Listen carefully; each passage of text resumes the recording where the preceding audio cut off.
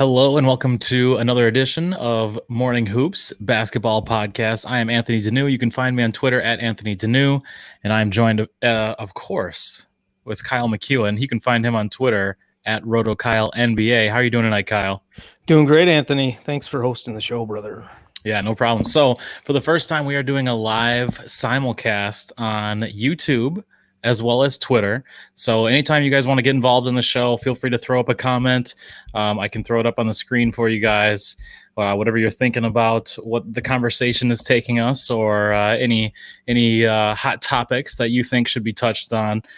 Kyle, let's jump right into it. You wanted to talk a little bit about the NBA ratings and why they're down, and we can talk a little bit about what is fixable. And I want to know from people out there, what would you like to see changed, and what is the most pressing need for a change? Yeah, well, I guess if there really is a ratings issue in regards to the number of viewers the NBA is getting early in this season, why is that? Is it because they've failed to adapt to a streaming environment?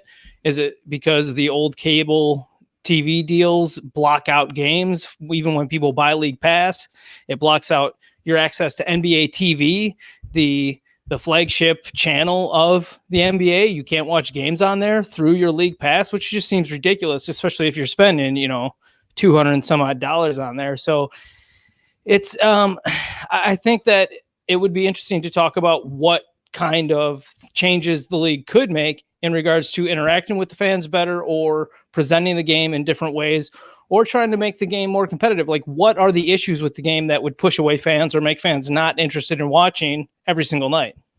You have always, for years, have had this thought that I've enjoyed the idea. I wish it was something that could be a reality, that we get more of the on-court talk between coaches and players, players and players of teams, alternate game casts on like premium channels like an HBO, where we could actually hear all the things that are said between players.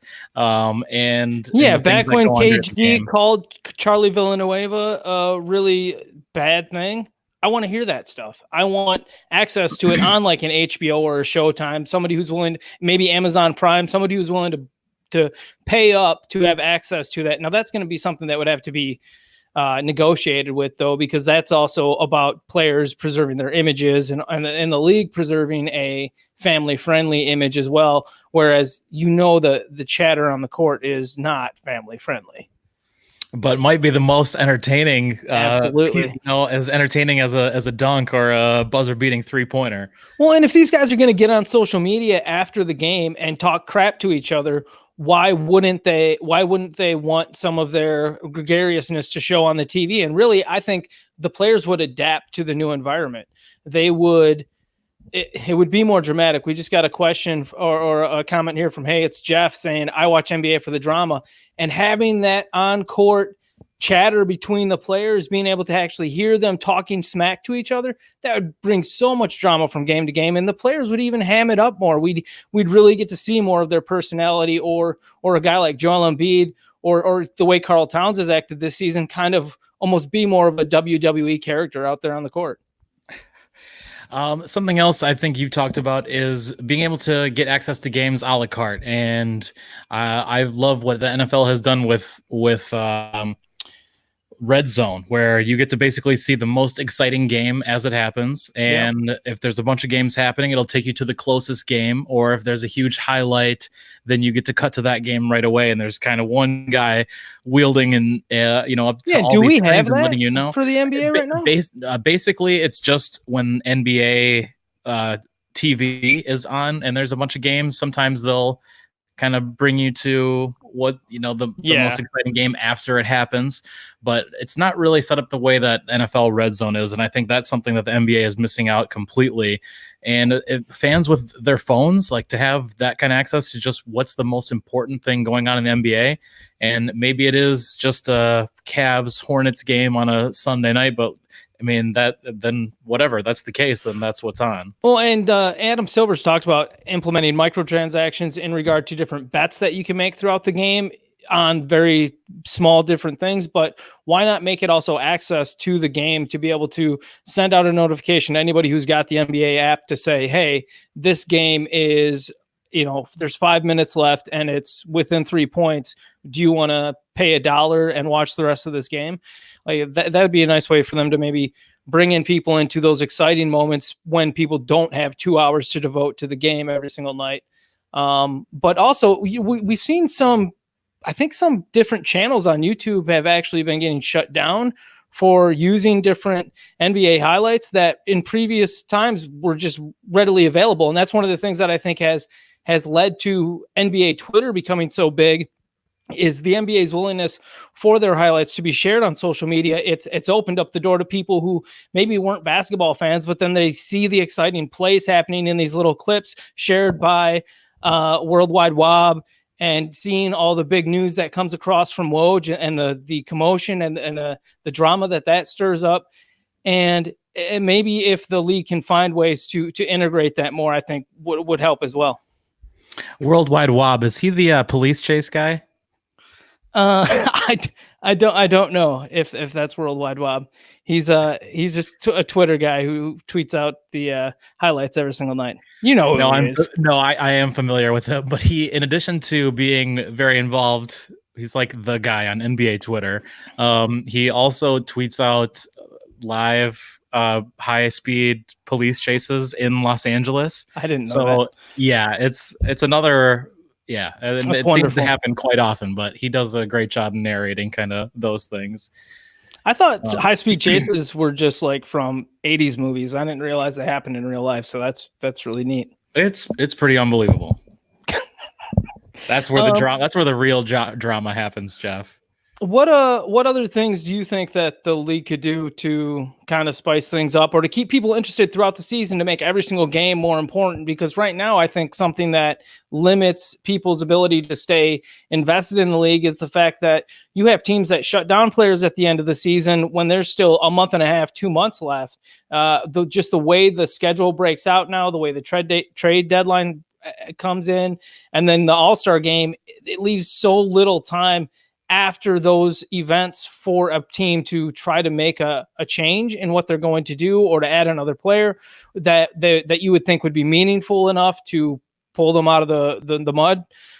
Maybe some of the changes that Adam Silver's proposed already in regards to having the play-in tournament for the 7th, 8th, 9th, and 10th teams from the new rules that we've heard discussed over the last week. Maybe that's a good way to keep people interested, to keep teams fighting for playing meaningful minutes, not going for broke with some of these rebuilds. Like even as much as I, as a very in-depth NBA fan, like what the Atlanta Hawks do and the fact that they really lean into their youth, there probably are some instances where they could be maybe saying like, hey, we're going to keep playing Alex Len as the starting center because even if he struggles with a shot, we know that overall he's the best guy on both ends to help us get wins right now.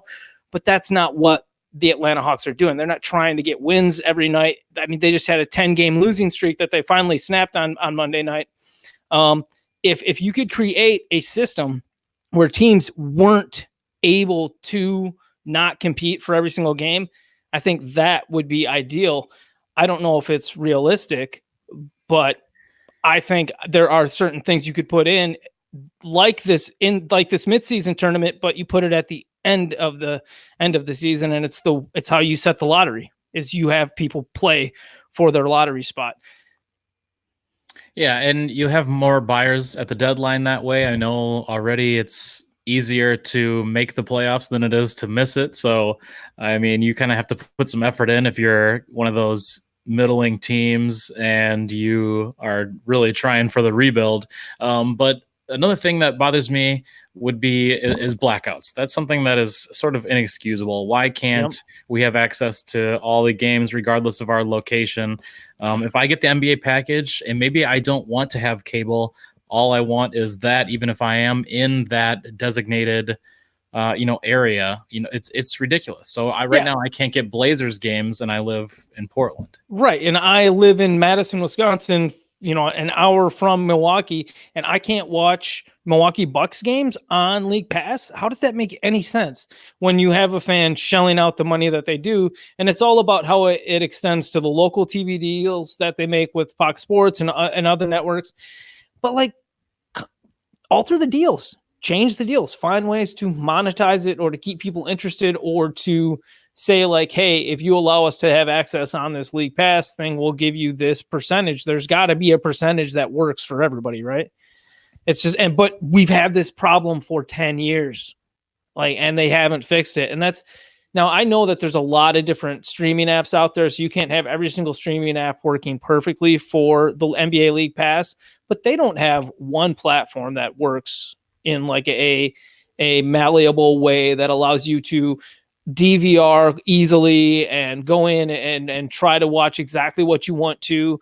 There's a lot of malarkey that they do. And often what I find myself doing is going to YouTube to find content digestible in the ways that I want to watch it, which you can't watch 10 games a night, but you can go watch 10 games at 10-minute clips where it's just all the made shots. Right. So there's other things like that where the league is trying to move in that way, and they've started to produce those same videos that we get from House of Highlights and Free Dawkins. Those are now on NBA's official YouTube channel. So it's nice to see that they're starting to produce that, but you hope that they continue to take keys from some of the fringe producers or the media producers who are doing innovative things with their content, and they don't start to limit them like some of the things I've heard about certain YouTube channels getting shut down recently, which just sounds like a waste, because if that's a gateway for a fan to become a bigger fan of the NBA,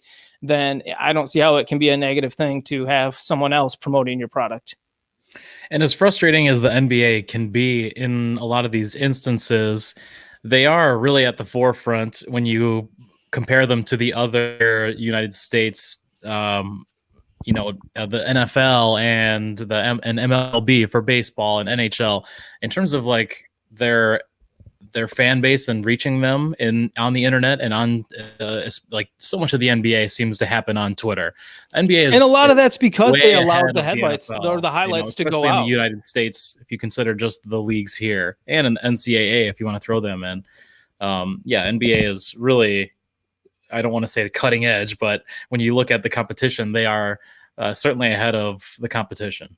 They're kind of like whatever attitude about people using the highlights in the past is, I think it opened the door to a lot of people becoming bigger fans. So I think if they start to close the door on that ability for fans to use their content to produce, different avenues for people to get into things on YouTube, then I'll be pretty frustrated, because you can go on YouTube and you can find awesome videos. Like the first year that Brook Lopez started shooting 3-pointers, and to see him out there bombing away the way that he was, the fact that you could go out there and find different guys displaying their skills, and it would be just a video about that particular skills, whether it was their 128 assists that they had, that season or whatever. And just cool crap like that. That was, that's a lot of fun to watch as a reference, and also just to get it kind of thrown in your face all at once, so you can easily digest, like, okay, how exactly does this guy do that particular thing?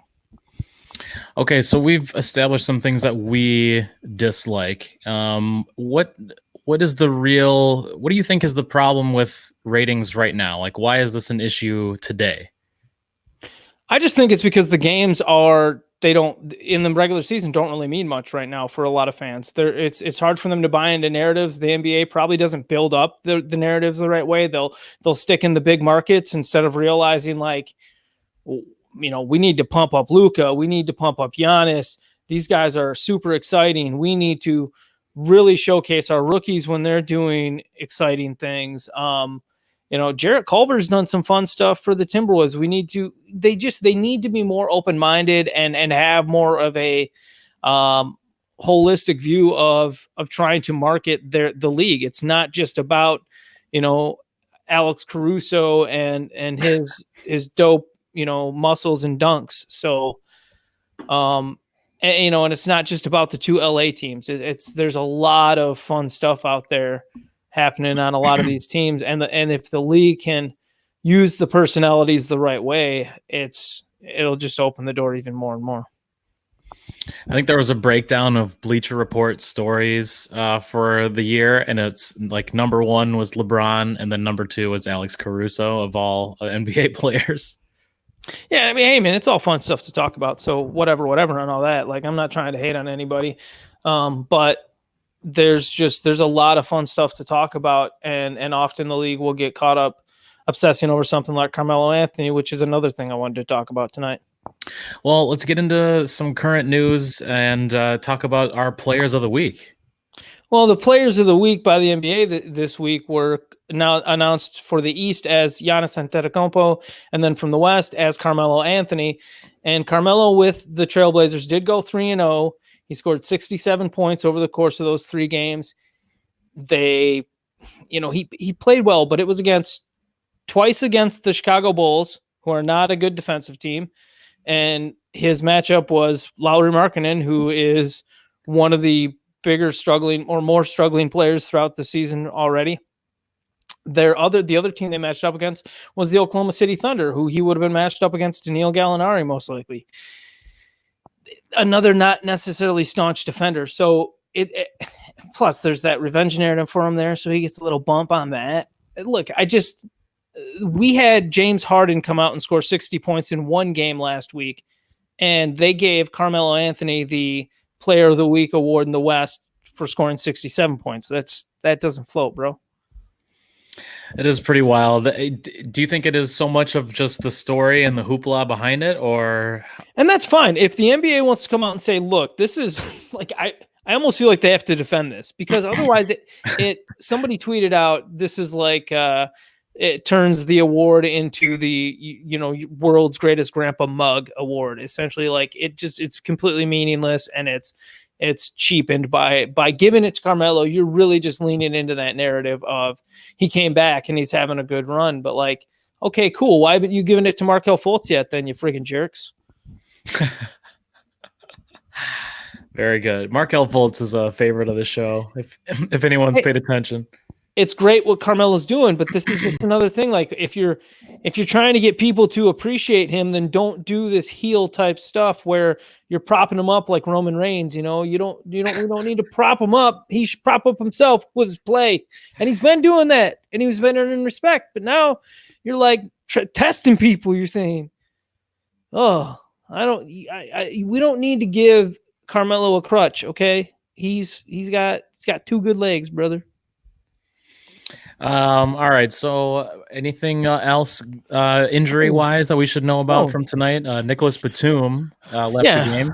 Yeah. Nicholas Batum, the fractured finger he had earlier this season that kept him out. He hyperextended that on Monday night. So he might need to miss a game or 2, or who knows if it's going to become something more. But right now it doesn't look like it's going to be too big of an issue. DeAndre Hunter from the Atlanta Hawks suffered a dislocated finger and never returned to Monday's game against the Warriors. He'll likely be fine. Dislocated fingers don't generally keep guys out for too long.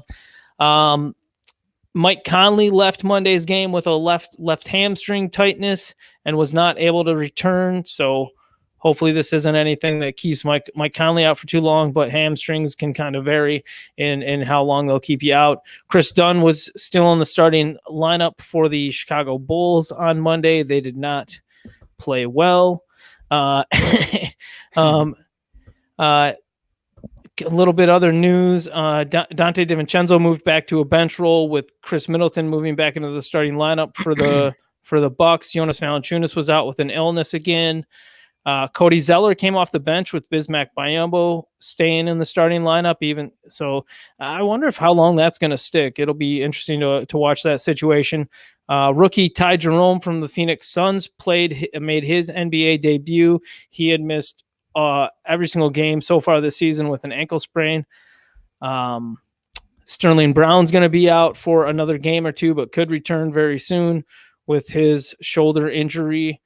And then we're still waiting for Brook Lopez to return. He was out a second game again on Monday with a back issue that's not believed to be too serious. Coach Bud said that Brook could return pretty soon. So that's pretty much most all the news from the night is in regards to injury stuff from the games, who moved into the starting lineup.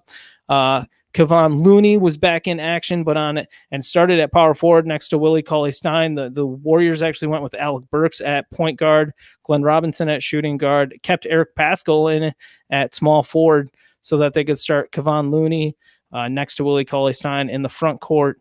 So those are kind of all the big movers and shakers in regards to rotation things that happened from tonight. If you're talking about some big lines from the games really quick, Jaren Jackson Jr. played 34 minutes, put up 31 points, 4 rebounds, 2 assists, 2 blocks, had a really nice game from him, stayed out of foul trouble, which is always his bugaboo. Giannis had a nice game, 29 and 15, but only had to play 22 minutes in the blowout win there. Rudy Gobert had 27 and 12 with 3 blocks. Ben Simmons had 14, 8, 9 assists, and 4 steals. Ben Simmons has been getting the work done on the defensive side of the ball lately, and the Philadelphia starting lineup has the best, I believe, net rating in regards to their defense this season. So it's really interesting, and I think that's what a lot of people saw with the guys that they brought in this year, is that Philly was going to have a staunch defense when they were healthy.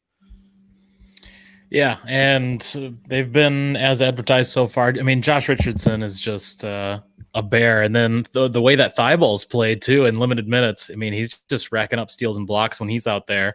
Yeah, hopefully Richardson doesn't have to miss many more games. That's yeah. So that's the thing that sucks is when you have these injuries, you don't get to see the unit shine. Your boy Eric Paschal, though, in his start at small forward, he put up 24 points, 9 rebounds, 6 assists, really showed a nice all-around game. But again, that was playing against the Atlanta Hawks, who aren't necessarily the most staunch of opponents. No really other big nights from the league. Zach LaVine had another 28 points. He continues his scoring barrage of late. Trae Young had 24 points with 7 assists. Not the best Trae Young night, but a pretty good one.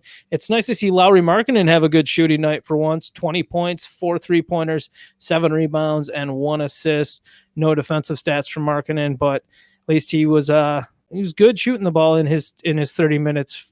Went 50% from the field and 100% from the line on 4 attempts. So nice work there, Lauri Markkanen. Do you think he's gonna pull it around after this slow start? I hope so. I mean, he really has nowhere to go but up. He's played so awful. And with plenty of opportunities to break out of it with some of the stretches that you said. I mean, he got to go up against Carmelo twice last week and couldn't really get it going. But hopefully tonight is the start of something. I'm not a Bulls fan, but Markkanen is a good young talent and it's very entertaining. Mitchell Robinson had a nice game against the Bucks. He put up 14 rebounds and 3 blocks in his 24 minutes off the bench. Frustrating to see him still being used in that bench role and not getting the opportunity to start, especially with Taj Gibson being there. Why?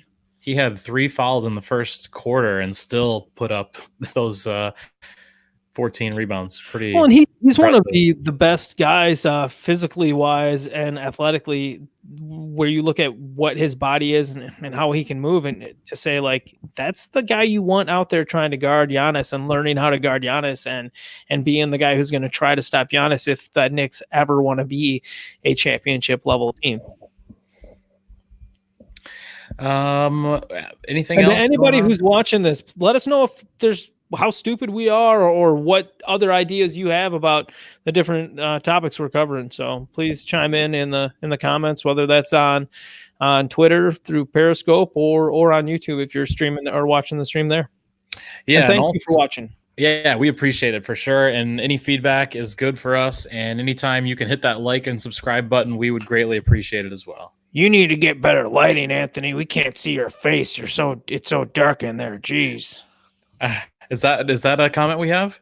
No, I just came up with that comment myself. Okay. All right. I think you have a handsome face, and I am.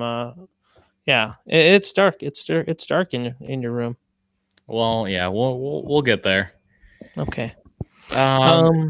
I don't think there's any other big nights to really talk about. Michael Bridges had a great game off the bench for the Phoenix Suns with them dealing with some injuries. Aaron Baines was out again, and they also had Shake Diallo out, so they didn't have really any depth in the front court, and that allowed guys like Dario Saric to shift up to play some of those backup center minutes behind the spot starter Frank Kaminsky, and that gave Michael Bridges more time out there as an undersized power forward. That's about it, man. Thanks for letting me go through all the stats of the night and the news of the night. Of course, we want everybody to know exactly what's going on, what to expect, and all the current happenings. And we want to take a look at some league leaders so far in the NBA.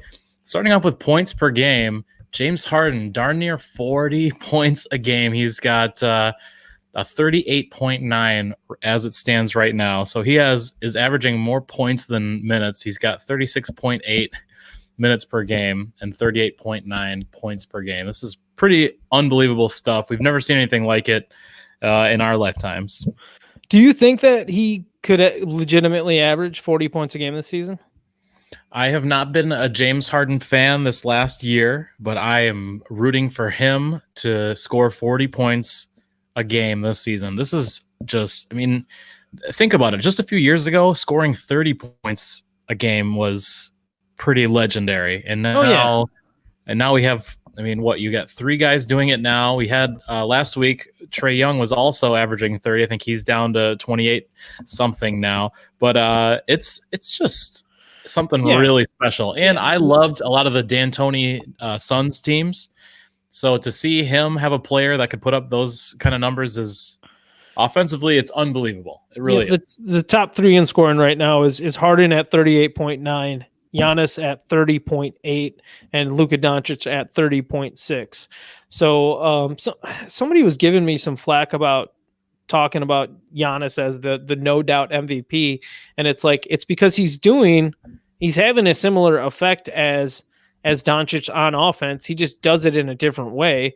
He's playing fewer minutes. He's having a bigger impact on defense. Like it's not to say that Luka's not an MVP candidate. He absolutely is. But if we're gonna pick somebody, I think MVP candidate Giannis is the more obvious guy there due to his both sides of the ball stuff. Yes, lots of ball stuff. I was watching our comments over here and it was confusing me. I didn't realize you must be diddling with things over there, aren't you? There's certain words that we got to avoid, and ball stuff and diddling are at the top of that list. That's the best thing I offer on this podcast is the random things I say. Oh my goodness. But you're right. It's completely, it's not something we've seen in a long time in regards to so many prolific scorers, several guys scoring over 30 points a game. And I don't think there's any reason to think that these guys aren't going to continue to score 30 points a game this season. It's definitely in the ballpark for them. Last year, Harden was the only guy that scored over 30 points per game. He scored 36.1 for the season. Paul George was second with 28. And then Giannis was third with 27.7, and Joel Embiid coming in fourth at 27.5. So it's kind of fun to see a couple of big men right up there in that mix. Yeah, I know it's early in the season, so I did want to ask you if you think this is a trend that can continue. I think with the way that NBA is going the last few years, that it is going to continue. And it's reminiscent to me of when Allen Iverson and Shaquille O'Neal, and this is hopefully barring any injury for the rest of this season, kind of going back and forth for that scoring title. And to see it went I think until the final game of the season. So I'm really hoping for that kind of energy throughout the year to see it not only is, who's going to win MVP, but can Harden get 40? Can Giannis and Luka and maybe Trae and maybe one of any of the 4 LA guys, can they get to 30 points a game? I don't think Kawhi will, but the other 3 are certainly capable. Well, and we're going to see a lot of these guys put up more historic nights than we've already seen this season too. Is James Harden, who's already had a 60-point night this season, going to push for a lot more than that in a game that's actually competitive, where he'll be playing in the fourth quarter. Is Luka Doncic, who's tied his career high of 42 already, is he gonna go out one night and be like, I'm gonna get 70 because Devin Booker did it before, I want to do it too? Is Kyrie Irving on the Nets, who just give him tons of shots when he gets healthy, is he gonna have, how many nights are they gonna just let him go to town scoring the ball right now? Trae Young too. He matched his career high with 49 the other night. It's super interesting. And we're still waiting to see Karl Anthony Towns do a little bit more and more. He sometimes is willing to take the second fiddle seat, or to play co-captains with Andrew Wiggins. And Andrew Wiggins has been great this season, but Karl Anthony Towns is historically great at offense, and the move of Jeff Teague to the bench should open up more passing opportunities for Karl Anthony Towns to show off his ability to generate assists and to lead that offense in a different way other than just scoring. But I still think there's a big level for Karl Anthony Towns if he wants to be one of these guys who's going out and putting up 30 points a night. I think he's another guy who we could see do that, and that might be something that develops over the second half of the season, especially if Andrew Wiggins misses time. But Andrew Wiggins isn't really known as somebody who misses a lot of time. No, not yet. But looking at the bottom of, I guess, like the top 10 scorers, Pascal Siakam, I could see his numbers go up and up too. He continues to improve. He gets better and better. As we've seen over the last year and a half, he's on a pretty incredible career arc so far. He could get up close to 30 points a game too. You look at guys who's going to take shots away from these guys, and I mean, like you said, Trae Young, Kyrie on the Nets, and Siakam. I mean, they're the go-to guys. Yeah, Brandon Ingram might lose some of his shots later this season once Zion Williamson's back. But D'Angelo Russell, when he's healthy, how many minutes is he going to get on this Warriors team? Are they just going to let him show off so that he builds up his trade value? That would be something to watch. Devin Booker's kind of tried to be a good teammate and not necessarily be a ball hog, but he's shooting over 50% from the field as a shooting guard, and he's shooting 95% from the free throw line. Like, Devin Booker should be decimating, he should be taking a lot more shots than what he is right now. And there's definitely a much higher 30-point ceiling for his scoring the second half of this season, is from my opinion. God, D'Angelo Russell, I didn't think about that. He could be averaging upwards of 25 points a game and get into that 30 range. I mean, he's someone who would have just no safety net, go in there and just light it up, really, with that team the way what they have left. Well, and the Celtics have a lot of guys on their team that could be considered the go-to guy from night to night, whether that's Kemba, Gordon Hayward, Jaylen Brown, or Jason Tatum. But Jason Tatum is one of those guys who actually seems to have that drive to eventually be a scoring leader for at least a season or two in his career. So he's someone too that we could see take another big step later this season. Yeah, I agree. I'm with you there. I think he's a future superstar, and he seems to want to take the last shot. Like it hasn't always gone to him, especially with Kemba. But you can tell, like, he has hit a couple really clutch shots this season already, and some game-winning buzzer beaters. So, yeah, Tatum just needs to find more consistency, which is fine. He's still just 22 or about to turn 22, and he needs to get to the foul line more frequently, which are things that he did as a rookie, and then Dick fell off for some reason. So it'll be interesting to see him continue to make adjustments there and improve. All right, moving on to rebounds per game leaders. Andre Drummond, 17.1. That is just unreal. 17.1. That's the same amount of points that he's averaging too. So if you look at it, he plays 34 minutes a game, and every minute he gets either 1 point or 1 rebound.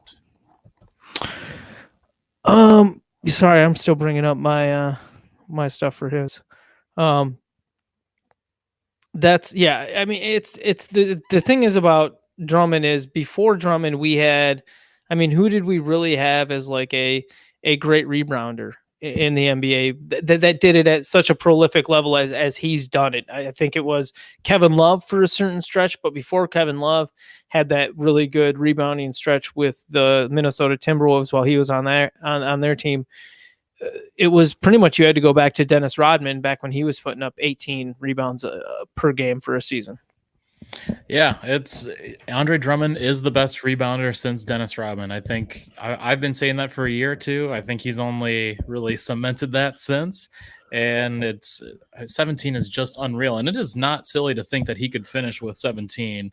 He's been averaging 15 the last few seasons and over 13 even before that. So yeah, I mean the last few before Andre Drummond, you had Love and DeAndre Jordan.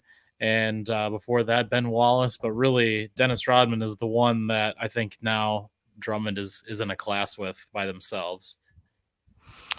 Yeah, and I mean some of the rebounds that Drummond gets can be pretty cheap, but it's also part of his shtick. And I know Drummond has a lot of haters out there, but he's a great steals guy as a big man as well with the 1.5. So.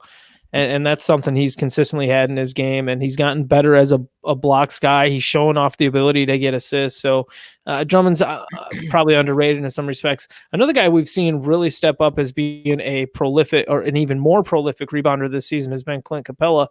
And that was kind of surprising to me to see him go on this barrage of 20-point rebounding games because of the fact that adding Russell Westbrook to that team, you thought, okay, this really great rebounding guard's going to come in and start to steal rebounds from Clint Capella.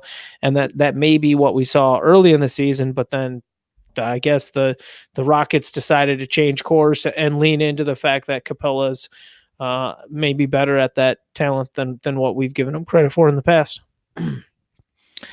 So Drummond 17.1, Capella at 14.6, Gobert right there at 13.7, Giannis 13.4, and then how great is that? 3 centers and then Giannis.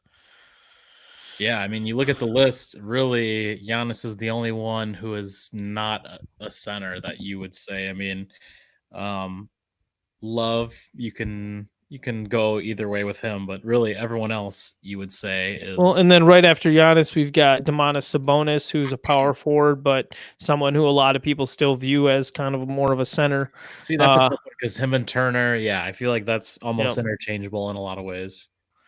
And then rounding out the top 10 or so here, you have Karl Anthony Towns with 12.6. Hassan Whiteside with 12.4, Joel Embiid with 12.2, and Nikola Vucevic with 11.6. It's I don't know why I love rebounders so much. Maybe it's because I grew up with Ben Wallace, and the fact that he was so renowned, rooting for him, and the fact that he was so renowned for his defense. I don't know why I loved Kevin Love so much. Probably because he did it better than a lot of other players were doing it at the time. So it was one of those things where it's like, how is he so good at this? How is this pudgy, chunky power forward going out there and just dominating the boards? And he's playing next to guys like Nikola Pekovic a lot of nights, who's a good rebounder himself. Just crazy to how dominant he was. And at the same time, he was also doing some of those great outlet passes that we see guys like Lonzo Ball do today, and we see LeBron do a lot. But that was something that Kevin Love kind of made hip to do, if I'm remembering correctly.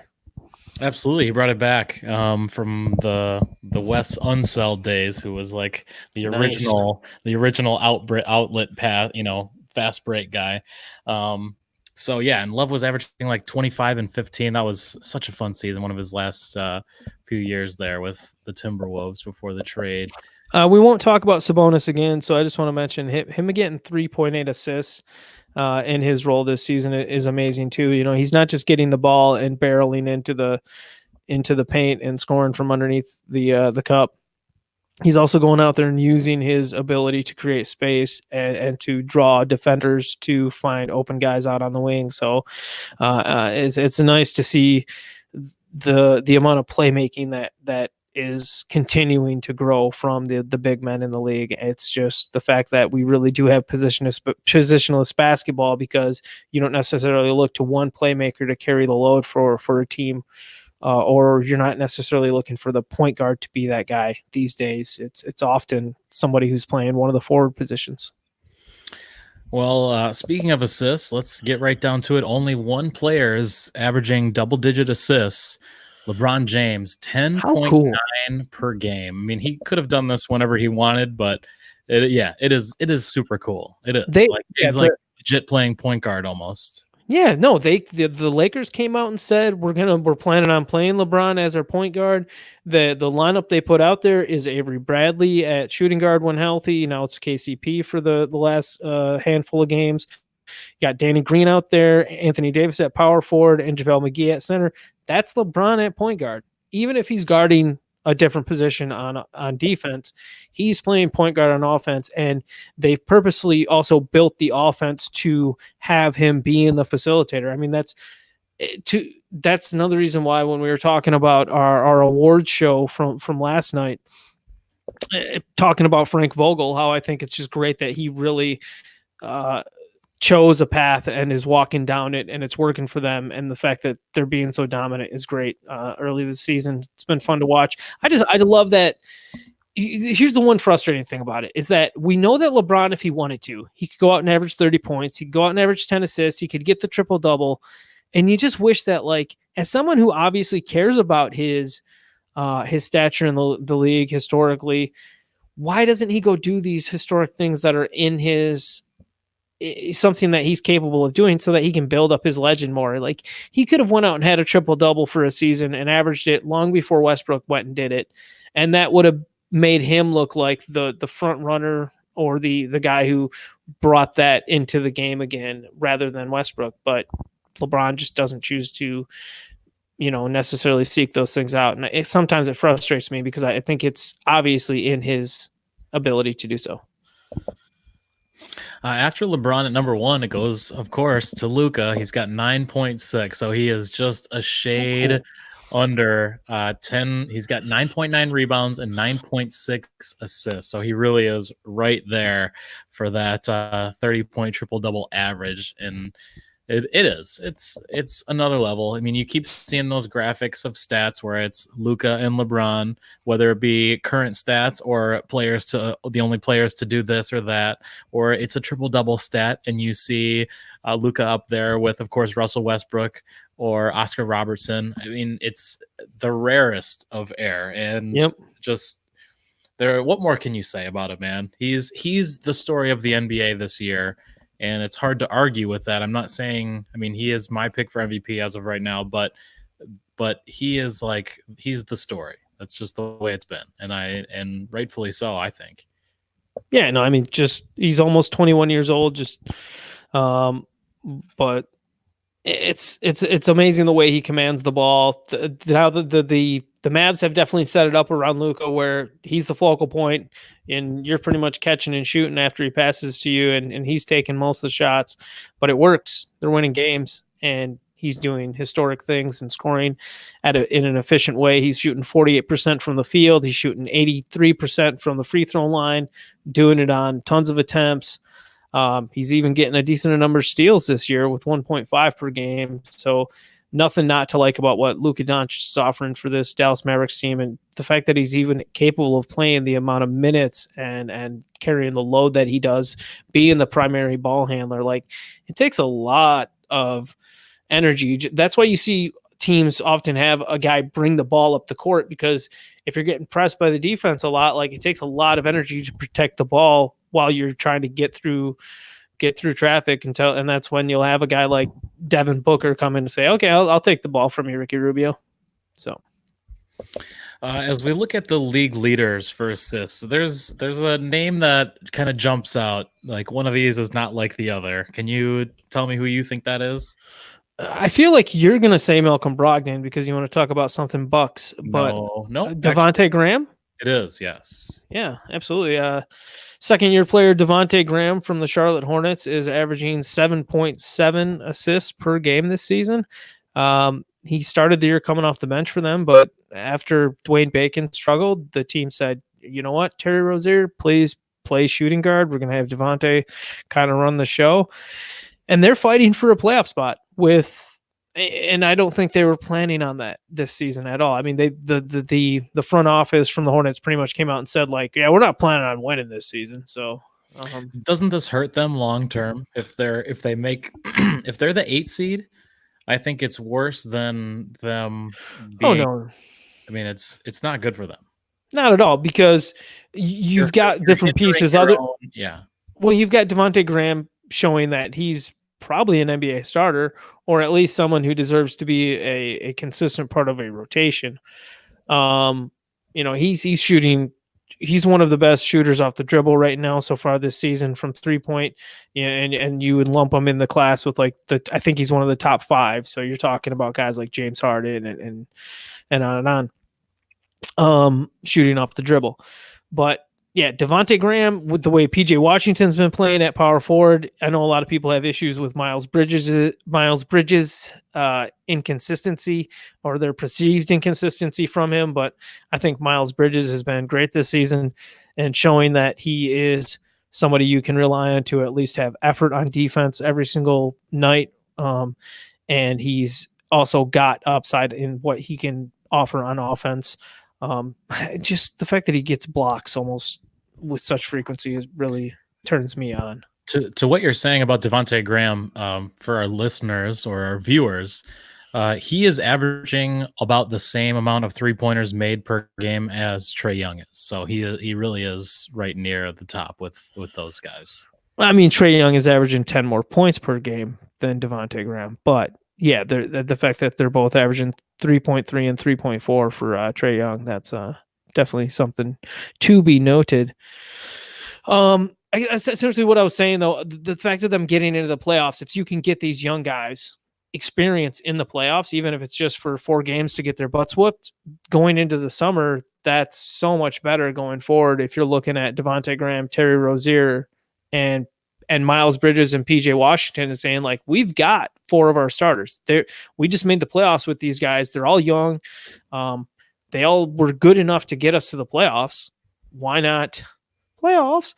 So why not, continue to build with them? And then they're targeting a center in the draft or in free agency somehow. Or maybe Cody Zeller or Bismack Biyombo becomes the guy for them. And I don't think that's the case long term, but I think they have the worst center situation in the NBA. Yes, absolutely.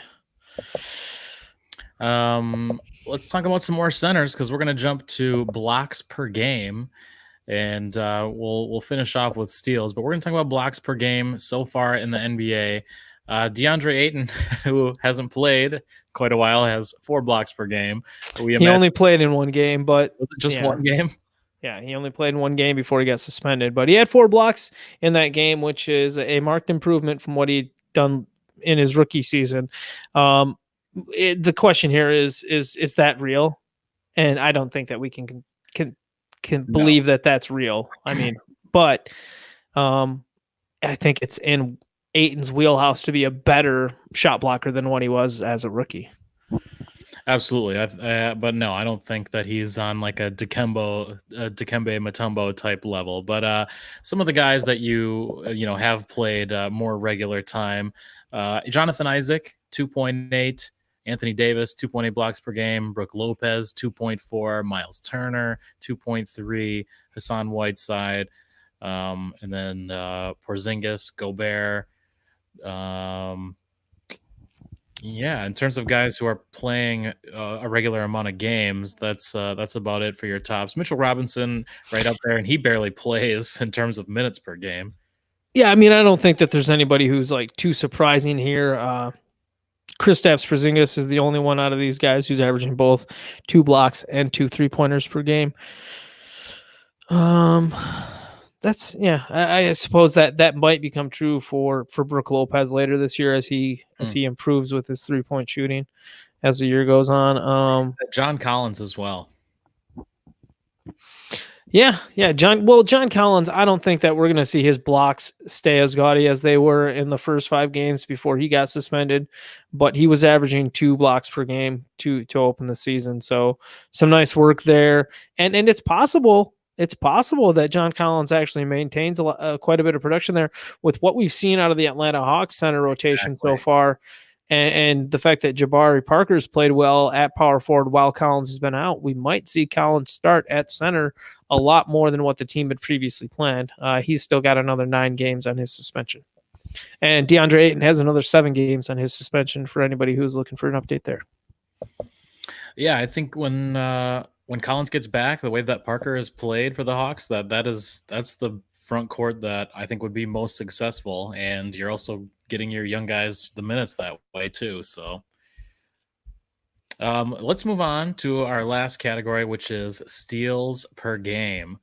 You talked about Ty Jerome getting in for the first Can I say something about so I was just looking down through the blocks, and blocks is definitely a stat that is for the big men.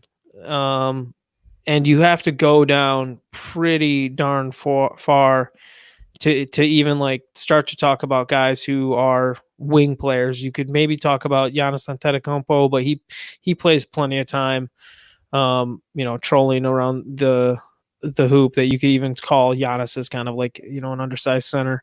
But Andrew Wiggins averaging 1.2 blocks per game is, I think, the first guard kind of guy that I see out there. And then Brandon Ingram, the Andrew Wiggins acolyte or clone, is the next guy at 1.1 per game. I just thought that was interesting that to see that they're kind of leading the way as far as wing players or guard type guys. No, always fun to look at wings or guards who get blocks, and then also centers who get steals. You mentioned Andre Drummond has always been very good with his hands. Do you know who has the trivia time, Anthony? Do you know who has the most blocks for a guard 6'4" or under in the NBA this year? In history of the NBA, 6'4" or under. I would say that. I think Dwayne Wade gets in at 6'4". I would go with him. Yes, sir. Is that right? Okay. You are correct. Very good. Very good. I'm a big Dwayne Wade fan. I had the first 2 iterations of his Converse shoes, and were my favorite basketball shoes ever. He was a Marquette guy, so always really loved Dwayne Wade. Yeah, I just think that some people who maybe only watched him when he was in his later stages of his career, you might think of him as kind of a good offensive player still in some respects, but maybe loafing on defense at times, whereas he was one of the better guard defenders throughout his career. So, I mean, and that shows with the simple fact that he is the only guard or the leading guard in blocks in NBA history. So, yeah, anyways. No, good stat, good trivia. Love to see that stuff, and always welcome a good trivia question. So moving on to steals per game, in terms of guys who have at least played 15 games or more, Jimmy Butler is your guy leading the way right now with 2.5 steals, and Ben Simmons nipping at his heels with 2.4 per game. And the next closest, you have a couple guys here at 2 or hovering just under 2: Drew Holiday, Chris Dunn, Kawhi Leonard, Fred VanVleet, and James Harden too. If you want to get into the next tier, guys. Jamal Murray at 1.6, I think, is pretty nice there from him. He's definitely regarded as more of a an offense first type guy. I'm surprised to see Jabari Parker averaging decent defensive production there with 1.6 steals in his 28 minutes per game this season. Bam Adebayo as a center, averaging 1.5 steals per game. Andre Drummond as a center, averaging 1.5 steals per game. So that's really nice to see there from those guys as well. All right, Kyle, any final thoughts on things that we saw today, names that popped out, surprises, anything crazy before we wrap up the show here? No, brother. I think that covers it. It was a pretty long enough show, right? That's right. Yeah. Adequate. Adequate. There you go. That's a good way to put it. Well, we appreciate you guys tuning in, whether it be through Twitter, through YouTube. Make sure you guys like, subscribe, give us any feedback that you can. We appreciate it. Any topics you want to see covered on the show, just let us know. We want to make this an interactive show, so please let us know how you're feeling and continue to check us out. We really appreciate it. Holla. All right, I'm Anthony Denu. You can find me on Twitter at Anthony Denu. And he is Kyle McKeown. You can find him on Twitter at RotoKyleNBA. I love you guys. He loves you guys. I'm lukewarm. Hey, thanks, Hooker Beats. Hooker Beats said we did good stuff, guys. All right, we appreciate it. Shout out to Hooker Beats. All right, guys, have a wonderful evening. We'll see you guys on Tuesday. Holla.